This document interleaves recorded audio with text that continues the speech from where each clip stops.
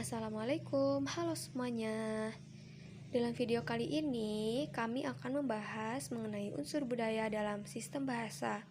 Video ini merupakan pemenuhan tugas mata kuliah pendidikan multikultural dengan dosen pengampu Ibu Mersya Fitrikasari. Anggota kelompok kami terdiri dari pertama Nur Hasanah, kemudian ada Nur Siti Romlah, Putri Rahayu Sultani, Rahma Maulida, dan Rina Fajriah. Daftar isi terdiri dari 1. Pendahuluan, yaitu latar belakang, rumusan masalah dan tujuan. 2. Pembahasan, pengertian bahasa, fungsi dan tujuan, hubungan antar budaya dan bahasa, dan sistem bahasa. 3. Penutup, yaitu kesimpulan dan daftar pustaka. Latar belakang terdiri dari kebudayaan dan bahasa. Kebudayaan merupakan salah satu aspek cara hidup manusia yang terikat mulai dari kesenian, adat istiadat, dan bahasa. Bahasa merupakan kebudayaan dengan nilai tertinggi karena bahasa adalah salah satu sarana untuk berkomunikasi dan berinteraksi sebagai makhluk sosial. Rumusan masalah. Apa pengertian bahasa? Apa fungsi bahasa dan tujuan bahasa? Apa hubungan antara budaya dan bahasa? Dan apa itu sistem bahasa? Tujuannya adalah untuk mengetahui pengertian bahasa, fungsi dan tujuan bahasa, hubungan antara budaya dan bahasa, serta sistem bahasa. Pengertian bahasa. Bahasa merupakan alat komunikasi antara manusia yang menggunakan tanda atau simbol berupa kata-kata, tulisan, atau gerak tubuh. Fungsi dan tujuan. Bahasa berfungsi sebagai alat ekspresi, alat komunikasi, alat integrasi, dan alat kontrol sosial. Tujuan bahasa yaitu sebagai unsur budaya, penanda stratifikasi tingkat strata sosial, dan sebagai simbol budaya. 3. Hubungan antara budaya dan bahasa. Hubungan antara budaya dan bahasa bersifat subordinatif dan koordinatif. Terakhir, sistem bahasa. Sistem bahasa terdiri dari morfologis, fonologis, sintaksis, semantik, dan pragmatik.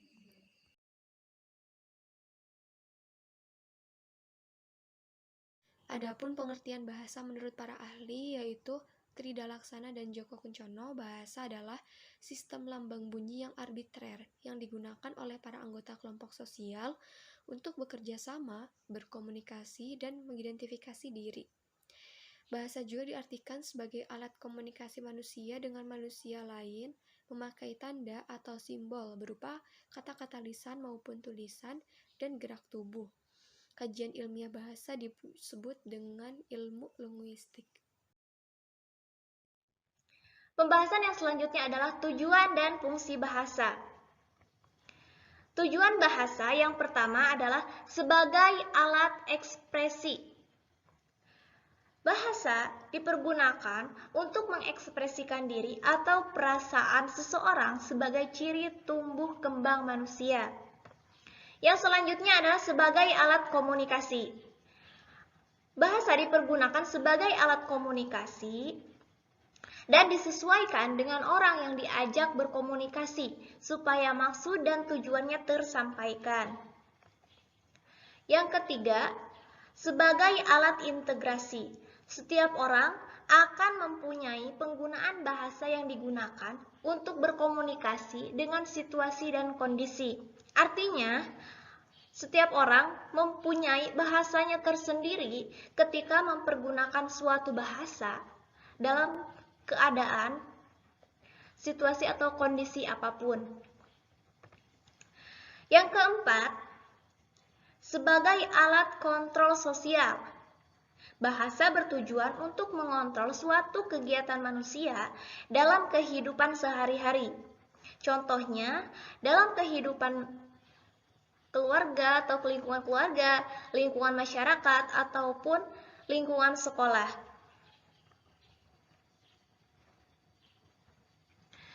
Yang selanjutnya adalah fungsi bahasa. Bahasa berfungsi sebagai unsur budaya. Setiap daerah mempunyai bahasa yang berbeda. Hal tersebut menjadikan Indonesia kaya akan unsur budaya dalam bidang bahasa. Yang kedua, sebagai stratifikasi sosial. Bahasa berperan dalam beretika terhadap strata atau derajat yang lebih tinggi. Setiap penggunaan bahasa pada orang yang lebih tua dengan penggunaan bahasa yang halus, yang artinya kita ketika berbicara dengan orang yang lebih tua, maka kita menggunakan bahasa yang lebih sopan dan lebih halus. Yang ketiga, fungsi bahasa adalah sebagai simbol budaya.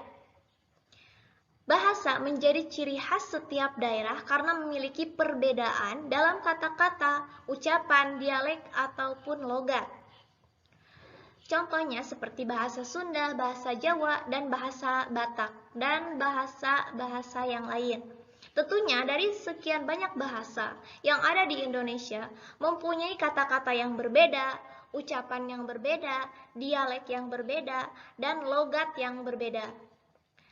Dan yang demikian ini merupakan simbol budaya dalam bidang bahasa. Yang selanjutnya, selain hal yang sudah dijelaskan sebelumnya, fungsi dan tujuan bahasa ada lagi menurut para ahli, yaitu menurut Sumiarti Budiman. Menurut Sumiarti Budiman, bahasa yang pertama adalah sebagai alat komunikasi. Yang kedua, sebagai alat atau sebagai bahasa artistik, yang artinya bahasa itu diolah sedemikian rupa sehingga menghasilkan kata-kata yang indah. Yang ketiga, bahasa untuk penyebaran dan pengembangan budaya. Bahasa untuk penyebaran dan pengembangan budaya adalah misalnya ketika kita dari suku Sunda bertemu dengan suku Jawa, tentunya kita akan mengetahui bahasa yang mereka miliki dan mereka juga akan mengetahui bahasa yang kita pergunakan. Dengan demikian, terjadilah penyebaran dan pengembangan budaya dalam bidang bahasa. Yang keempat, bahasa sebagai alat politik. Bahasa dipergunakan sebagai alat komunikasi politik. Contohnya seperti bahasa Indonesia. Masyarakat Indonesia. Yang terakhir adalah bahasa sebagai edukasi. Bahasa dipergunakan dalam dunia pendidikan untuk mempelajari berbagai ilmu pengetahuan. Seperti belajar matematika, IPA, IPS tentunya menggunakan bahasa untuk mengajarkannya dan menggunakan bahasa untuk kita mengerti apa yang diajarkan.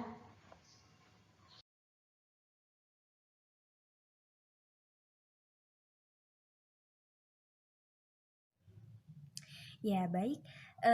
Selanjutnya yaitu pembahasan mengenai hubungan bahasa dan budaya.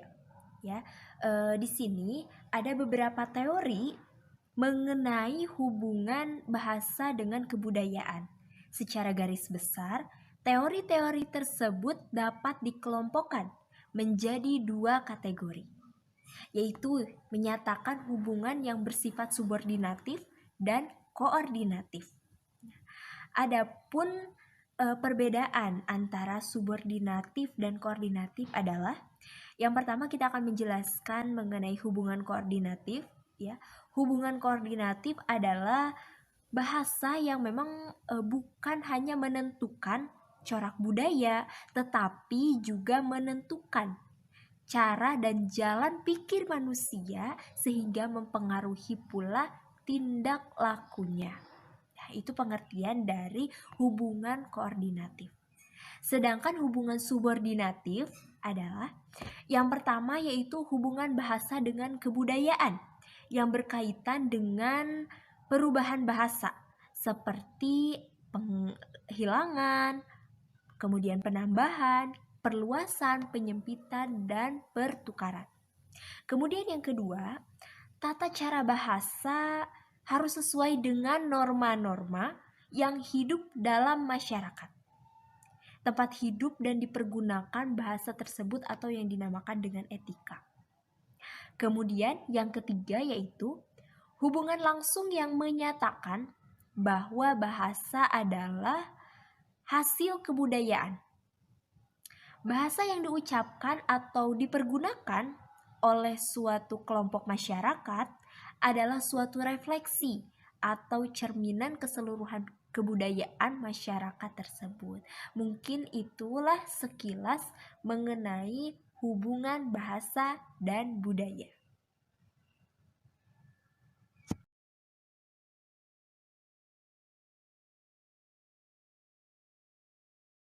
Baik, untuk selanjutnya adalah sistem bahasa.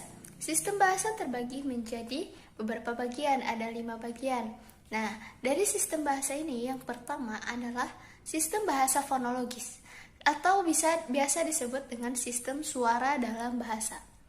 Yang dimaksud ada di dalam sistem fonologis ini adalah mengenai sistem bunyi bahasa, mengenai bunyi-bunyi yang biasanya digunakan dan dikombinasikan.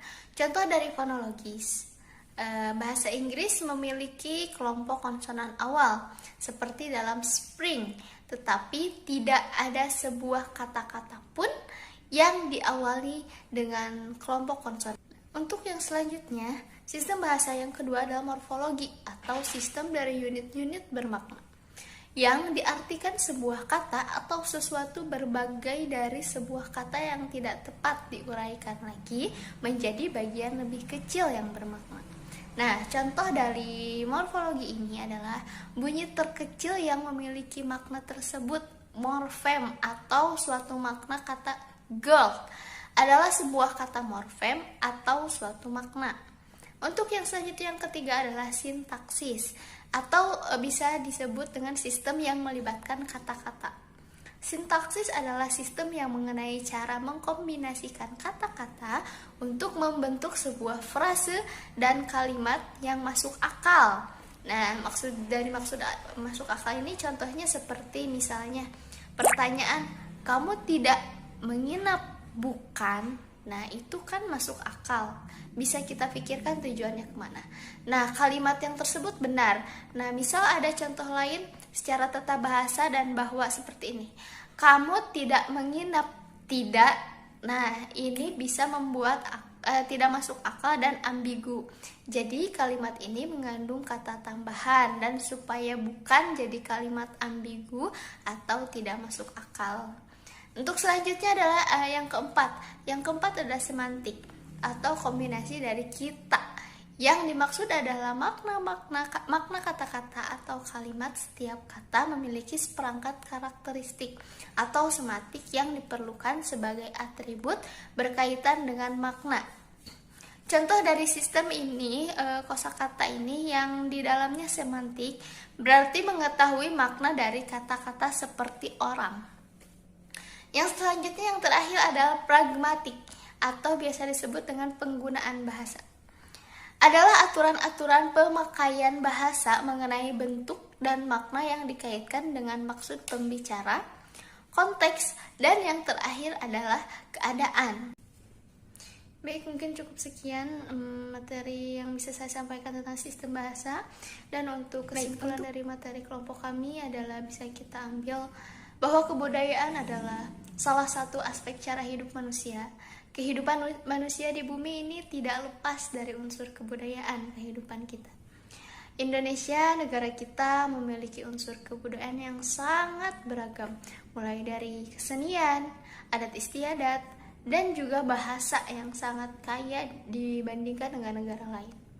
Nah, untuk dari bahasa ini bisa kita ambil kesimpulan bahwa bahasa adalah sebuah sistem atau simbol bunyi yang berartikulasi dan bermakna, yang bersifat arbitrter dan konvensional yang digunakan oleh kita sebagai alat komunikasi, oleh kita sebagai manusia untuk mengungkapkan pikiran dan perasaan. Mungkin sudah cukup penyampaian materi dari kelompok kami. Semoga bisa memberikan ilmu baru bagi kita semua. Mohon maaf juga bila ada kesalahan dari kata kami. Sekian video dari kami, semoga bermanfaat. Terima kasih. Wassalamualaikum warahmatullahi wabarakatuh.